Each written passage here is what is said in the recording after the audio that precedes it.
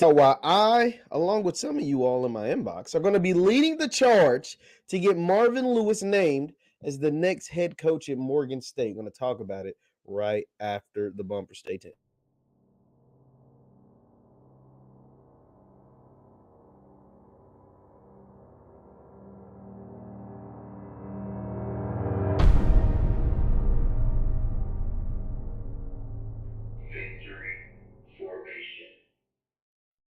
What is good, everybody? What is going on, everybody? My name is JeffLightsyJr here at the Black Boss Channel with Victory Formation. Thank you guys for tuning in. Be sure to hit that thumbs up button, like, share, subscribe, and the notification bell because we upload every single day. Now, there is an opening in the MEAC, head coaching opening at Morgan State University. Morgan State is looking for a new head football coach after their coach, Mr. Wheatley, is now the running backs coach for the Denver Broncos. Now, Morgan State isn't coming off a great year. They went 2-9 last year. The program's not where it needs to be, but this could quickly change. And I think the change could come from an old friend of the Baltimore area. As we know, Morgan State is in Baltimore. And I think Marvin Lewis, yes, the former Bengals head coach, the former NFL coach for years and years as both a defensive coordinator and as a head coach, I think he would be perfect for the Morgan State job. Now, here's why. So Marvin Lewis right now is just a special advisor for his buddy Herm Edwards with Arizona State out in the Pac-12. Arizona State, I'm gonna just be honest, it's going to hell in the handbasket with all the moves that are going on. So Arizona State, Coach Herm Edwards came there. He was doing some good things, but then they got in some trouble with like some recruiting violations during the COVID year, and now they've lost like 5 assistants this offseason alone, including Antonio Pierce, a former NFL linebacker. They've lost Antonio Pierce. They lost like 4 other assistants, and their recruiting class was in shambles because of it, because guys like Pierce and a few other guys left I think Pierce resigned on signing day, so that's like never good, and he was their lead recruiter. He was the head of their recruiting at Arizona State. So Marvin Lewis is a special advisor. He's not doing much out there, and he still wants to coach. Marvin Lewis was on an episode of the Pivot podcast with Channing Crowder, Fred Taylor, and RC Ryan Clark, and he talked about how he still wants to coach, but he spoke about how he wants to coach in the NFL. And I'm going to just be honest. Marvin Lewis ain't getting another shot in the NFL. Marvin Lewis is now 63 years old. Yeah, they ain't hiring 63-year-old black coaches in the NFL anymore. Like, if you see the new wave of NFL head coaching hirings are like the Sean McVay prototypes. That's why his coaching tree, he's only been a coach for like 5 years, and he's got like 4 head coaches that coached up under him. So the Sean McVay, Kyle Shanahan, Zach Taylor, Matt LaFleur, Hackett, these are the guys that are getting the NFL head coaching jobs. Offensive guys, they're in their 30s. That's are the ones they're hiring. They're not hiring 63-year-old defensive coaches as head coaches in the NFL. Black men on top of that. It's just not happening anymore. Good or bad, it's just not. But what is happening is the influx of NFL presence or former NFL guys, whether it's head coaches, players, etc., the presence of them in HBCU spaces and what they are able to do for said HBCU, i.e. Deion Sanders, Eddie George, Hugh Jackson, and now possibly Marvin Lewis. See, Tyron Wheatley also played in the NFL, and it was cool, but he's not Marvin Lewis. Marvin Lewis, one, he spent a lot of time in Baltimore, 6 years as the defensive coordinator at the Baltimore Ravens. So he knows the area. There is plenty of ballers in the DMV area. You don't have to leave DMV to recruit well for Morgan State. The MEAC is wide open. Don't get me wrong. Buddy Pugh and the guys over at South Carolina State, they showed us they got some studs at South Carolina State. They put a bunch of dudes in the NFL. But the MEAC is wide open. And the MEAC needs help.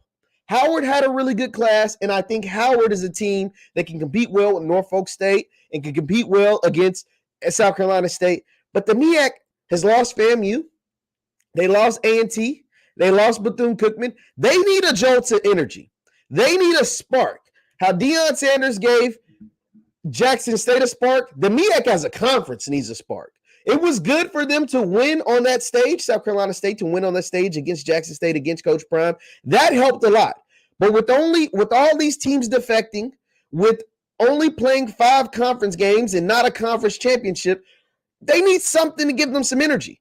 Marvin Lewis, a guy who coached 16 years as a head coach in the NFL, went to the playoffs 7 times, won 4 division titles. The man can coach. His time in Cincinnati might have been over, but his time as a head coach I don't think should be over. I think Marvin Lewis, with his wealth of football knowledge on top of everything, but his wealth of football knowledge, the way I think he'll be able to recruit, because before all the defections took place at Arizona State, they actually were recruiting really well. Guys like Jaden McDaniels, like those guys could play well, and they were getting some top talent.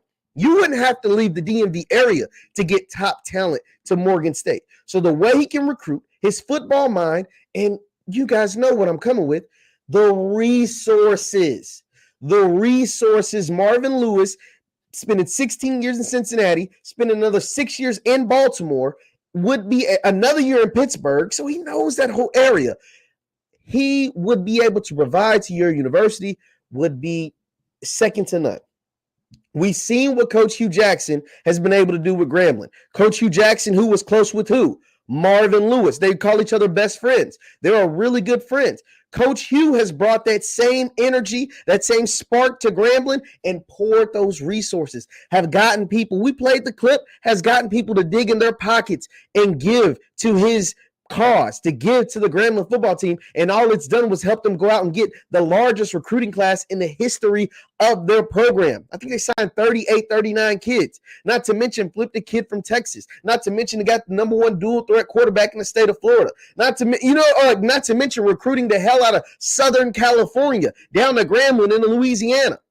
This is what Hugh Jackson's been able to do with Grambling, and he's a better example of when Marvin Lewis, who had success he had way more success as a head coach than Hugh Jackson at the NFL level. He coached a ton more players than Hugh Jackson at the NFL level as a head coach. He won division titles. He went to the playoffs several times. He coached pro bowlers, all pro players. Imagine what he'd be able to give to Morgan State. Now, granted, he has to want the job. He's holding out hope that he'll get another chance in the NFL. I hate to break it to you, Marvin. It's not going to happen. It's just not. Like I stated earlier, they're not hiring 63-year-old head coaches in the NFL after being removed from the league for about 5 years now. Not doing that anymore. They're hiring a young 30-something offensive guys, not 60-something black defensive guys in the NFL anymore. It's just not what they're doing.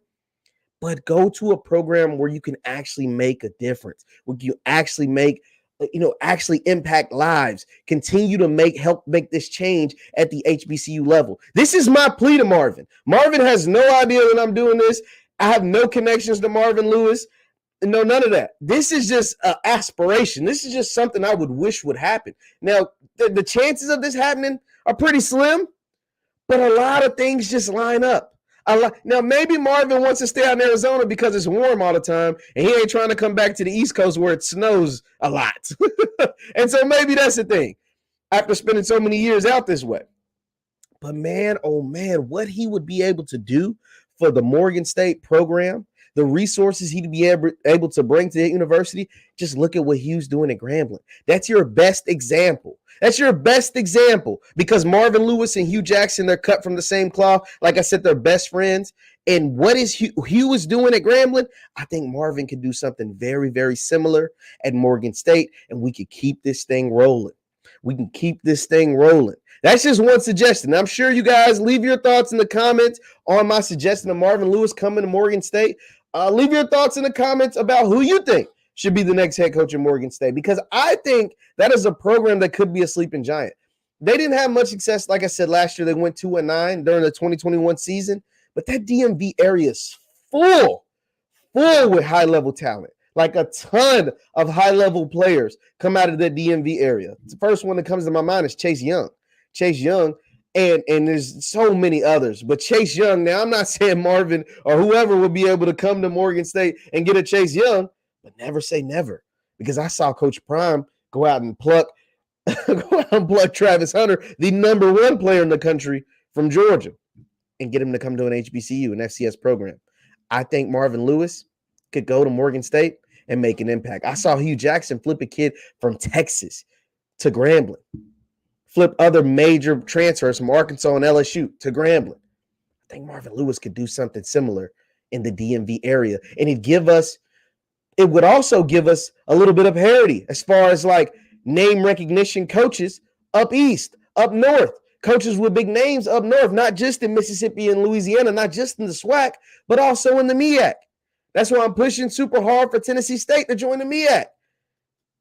It's so many possibilities. Leave your thoughts in the chat. Leave your thoughts in the comments. Once again, my name is JeffLightsYJr with the Black Boss Channel. Subscribe to the Black Boss Channel and to my YouTube channel. Also, you can follow me on Twitter and Instagram at JLightsy7, on Twitter and Instagram at JLightsy7. Thank you guys for tuning in, and I will see you next time. Peace.